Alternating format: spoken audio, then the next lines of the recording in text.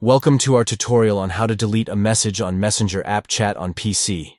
Let's walk through the steps to effectively manage your messages and ensure they are removed from your own view. Step 1.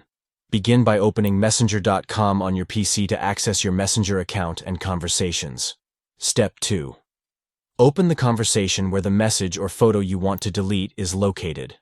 Step 3. Right-click on the specific message or photo that you wish to remove. Step 4. From the options that appear, select Remove For You to delete the message or photo from your own view only. Step 5. Finally, click on Remove to confirm and permanently erase the message or photo from your chat history. By following these steps, you can easily delete a message or photo on Messenger app chat on your PC.